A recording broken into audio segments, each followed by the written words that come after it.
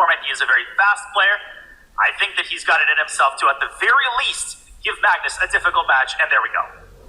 And Vidit has an unhappy recent history with blitz chess. He played in Calcutta. He started the event 6 out of 9, a great first day, but then things just went absolutely wrong for him. He was stumbling down the stretch and he did not finish well. So Vidit, you would like to get out in the early stages on a positive note, and we see the black side of an exchange in Spanish.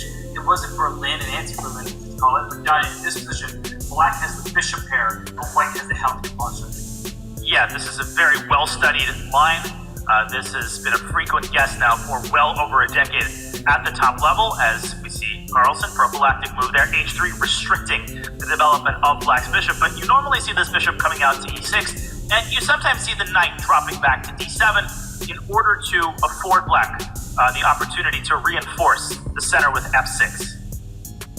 I like the way that Vidit is handling this position and his clock. He is just gaining space on the queen side. He has an extra pawn from the A to the C file. It's a double pawn, sure, but you can throw this pawn to the B5 and keep up the initiative there. But what Magnus is doing is saying, I'm going after your bishop pair, and if I take on e6 to help your pawn structure, that will be nice for white in the long term. Very rudely asking black a question. Do you want to keep your bishop pair, or are you okay giving up this bishop on e6? And now, Vidit turns it back at Magnus. Do you want to keep this knight on g5, or do you want to eliminate the bishop on e6? Magnus decides to keep the tension. Vidit has advanced this pawn to a4, also preventing the other knight from accessing this typical b3 square. And finally, you get a trade on e6, which I think will be followed up either by knight c4 or knight f3. He goes to the king side. Black should probably play f6. He castles first, but if white plays knight h4 to go to f5, the essential question is, will black play g6 to stop that? If it does weaken dark squares in front of the king, or will you just allow the knight to venture into enemy territory? Knight h4 seems like a pretty low-risk way to pose further questions for black. I do like Vidit's position. I think he's displayed a fantastic understanding of these anti-Berlin lines, and he just needs to continue making small improving moves like h6, maybe even bishop b7 to prevent knight h4. You called it, Robert. b5 continuing to expand on the queen side, and I think the position is at the very least equal. Definitely not worse for black. b5 is one of those risky moves, though, where you do gain space, but your c6 pawn is a little bit tender now, so you do need to be careful. That said, I like the activity of his pieces. He's staring at the d pawn. He's also staring at the e pawn. So bishop e3. Maybe black takes on d4 with the pawn, but the d4 pawn is the queen side. And can also mean bishop takes d4 with c5. That's the power of having doubled pawns. You can send one of them forward and then the other one forward to defend b5. A big decision here for Magnus Carlsen. He can, of course, release the tension.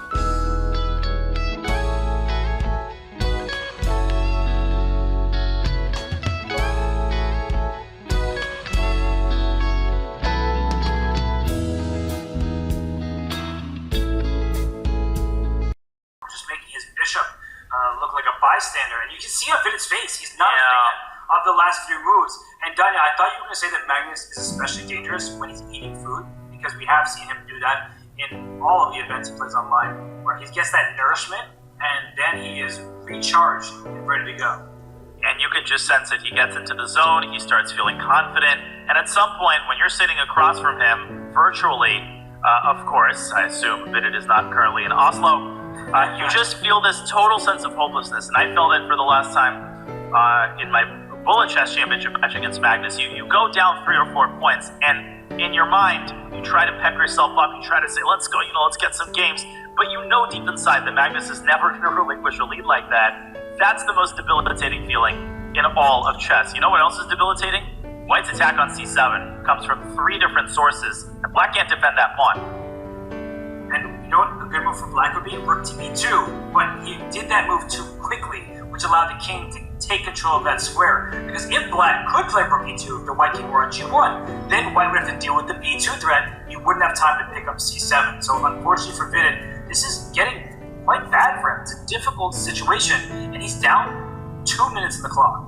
2 consecutive mistakes. That's all it took. And the position went from clearly better for Black, maybe slightly better for Black, to perhaps now borderline winning for White. Magnus dropping back to c4, reinforcing the d4 pawn. I think Vidit is trying to get his knight around to a6, so he's found a way to defend the c7 pawn. The thing is, Robert, that's not the only problem with Black's position. In fact, that's one of a million problems in Black's position. Both rooks are in danger of getting crushed here. The e4 rook might be the first one to get trapped. And to some extent, White doesn't want to win a pawn, because with all these pawns on the board, Black's pieces are completely stuck. So bishop b6 seems to be the only move that I see that saves the day against knight c6, which is a pretty nasty threat. But bishop on b6 protects c7 and attacks d4. So even if White wants to play knight c6 takes b4, Black does have a counter against White's center. 30 seconds for Vidit. Magnus has kept himself armed with 3 full minutes on the clock. I think he would likely win this with the time situation reversed. Given 3 extra minutes on the clock, I think Vidit's position is utterly hopeless. Bishop e6 is the only move. Otherwise, f3 literally traps the rook, but it doesn't matter. This is a moot point. Game 1 is going to go to Magnus.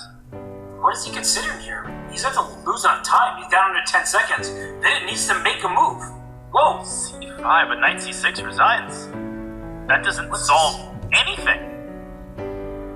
I think he just overlooked it. He can still go knight c6. I don't get it. Take the bishop, and you're up a piece, and you win the game. Yeah.